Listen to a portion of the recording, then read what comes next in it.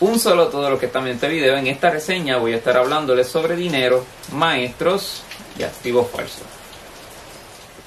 El libro falso de Robert Kiyosaki es una obra muy extensa, por lo que vamos a ver. Posee alrededor de 533 páginas. Y hablando un poco sobre el autor, él ya ha realizado muchísimas obras orientadas a lo que es la educación financiera.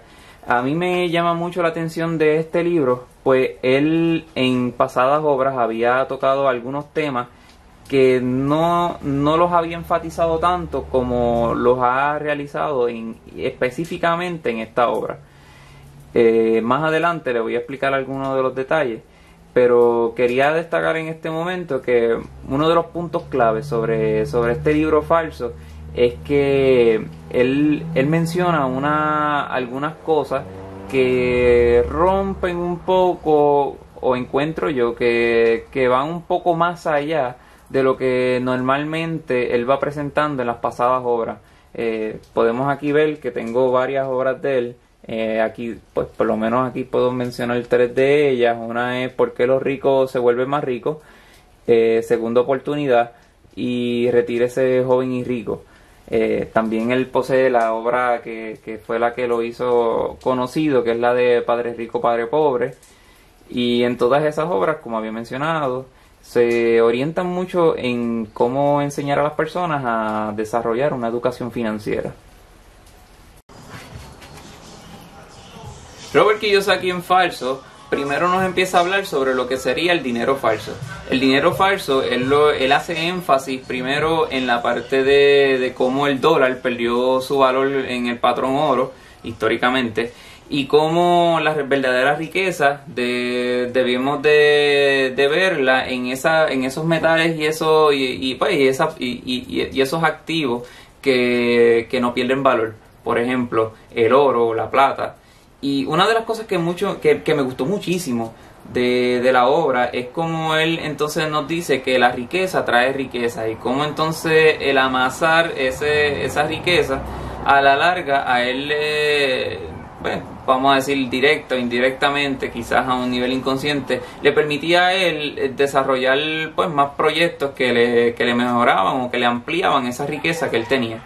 En su segunda parte, él nos empieza a hablar sobre lo que serían los maestros falsos, y me gustó muchísimo también esa parte, ya que él empieza a mencionar y a destacar lo que sería un maestro auténtico y un maestro falso. Un maestro falso para él es estas personas que nos enseñan, pero no desde el punto en el que pues nos están hablando de su propia experiencia, sino que nos están hablando desde esos conocimientos que aprendió, pero que en realidad no es algo que haya llevado a la práctica.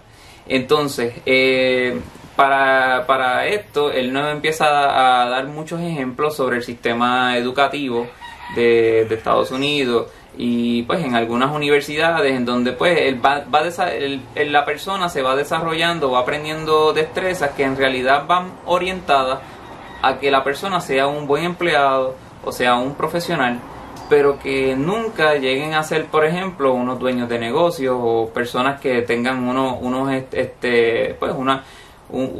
unos destaques mucho más altos de desarrollo en cuanto a empresarismo, liderazgo. Todas esas destrezas, como por ejemplo también el manejo del dinero, la inteligencia financiera, no son temas que se enseñan a través de esas aulas escolares. Entonces, una de las cosas que él también nos menciona, la importancia de cómo nosotros cometer errores. ¿Por qué? Porque los errores para él son los que van a enseñarnos a nosotros, o van a ser los verdaderos maestros de los errores que se aprende.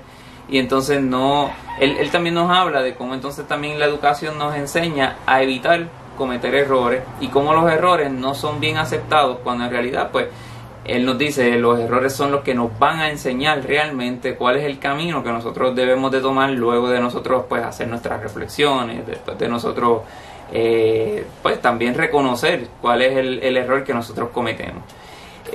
También otra de las cosas que nos va a mencionar es que nosotros debemos de desarrollar lo que, pues, y buscar también maestros auténticos. Un maestro auténtico, haciendo hincapié con lo que se mencionó anteriormente, sería una persona que nos puede enseñar a nosotros, pero tomando en consideración que él sí nos habla de la experiencia, o sea, nos habla desde la experiencia y también nos lleva a que nosotros tengamos una educación desde la experiencia, o sea, que nos lleva al campo, nos enseña, nos explica cómo hacer las cosas y nosotros las estamos viendo en acción. No es algo que solamente son conceptos y que no te permiten llegar más allá. En la tercera parte nos va a estar hablando de cuáles son los activos falsos. En los activos falsos, pues entonces nos empieza a hablar sobre muchos activos en papel o riqueza terciaria, como serían los bonos, como serían las acciones. La razón por la que él nos habla sobre que pues estos activos son falsos es porque nos menciona lo que sería un derivado. Un derivado, por ejemplo, en el caso de una China, un derivado sería un concentrado de China. Y el concentrado de China, su derivado sería el jugo de China. Pues este derivado, para nosotros entenderlo mejor, depende de otro producto, otro recurso que va a ser más primario. Entonces, si nosotros no tenemos ese recurso primario, ese otro recurso no va a existir o no va a estar. Entonces, en el caso del dinero, al dinero entonces perder valor porque ya no está entonces relacionado con el oro, pues entonces ese dinero pues solamente lo que posee es más que la confianza de las personas que creen que esa riqueza todavía sigue siendo una riqueza. En el caso de los activos, él entonces nos menciona cómo entonces ese dinero pasa a través de las acciones, pasa a través de los activos y pues termina haciendo lo que en muchas caídas ha logrado, y es que muchas personas pierdan su dinero, sus recursos, todas las inversiones que hicieron pues para su retiro, pues porque esas riquezas van a ir fluyendo en torno hacia donde estaría orientado pues esos recursos que realmente son los primarios. En esos recursos o activos reales, entonces nos empieza a hablar sobre las bienes raíces, nos empieza a hablar sobre las compañías, los dueños de negocios, y también nos habla, como vuelvo otra vez a destacarnos, cómo es importante que pues nosotros mantengamos esos ahorros en metales y en otros recursos que no pierdan valor a través del tiempo. Y nada, a través de la obra de Robert Kiyosaki a mí me gustó muchísimo un enfoque que él le dio mucho más espiritual de lo que él usualmente hace a través de las obras.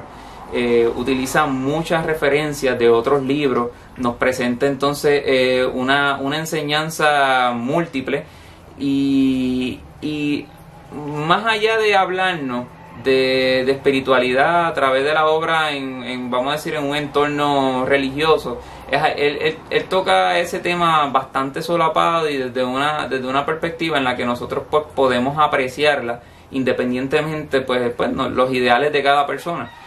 Y para mí eso fue muy importante y me gustó muchísimo. Y también otra cosa que es importante es que muchas veces tenemos esta creencia o esta idea de nosotros tener como una división entre lo que sería el dinero y lo que sería entonces también la espiritualidad. Y él utiliza la forma en que nos va a expresar y que nos va entonces a referenciar cómo nosotros debemos de aspirar a esas riquezas. Entonces es que en realidad nos está enseñando que la espiritualidad va más allá de nosotros pensar que solamente la riqueza es la que entonces nos aleja. Y él lo que nos dice más bien es que nosotros, esa riqueza que nosotros estamos aspirando, nos va a llevar hacia nos va a llevar hacia un bien o hacia un nivel mucho más espiritual cuando nosotros lo poseemos o nos dirigimos a una vida que vaya más orientada a nuestros propósitos, a hacer un bien mayor por la humanidad. Y cuando nosotros pues creamos riqueza desde ese punto, pues entonces nosotros también a nivel espiritual mejoramos. Y nada, espero que les haya gustado esta reseña. Me gustó muchísimo este libro. Estuve mucho tiempo leyéndolo y me tardé bastante debido a que pues quise aprovechar y quise pues entender mucho de las cosas que él nos estuvo mencionando a través de la obra. Él también nos menciona algunas técnicas pues para nosotros visualizar dónde están las riquezas reales. Nada, les invito a que lean el libro, que pues me comenten en los comentarios qué les pareció. Y nada, nos veremos entonces hasta la próxima reseña. Chao.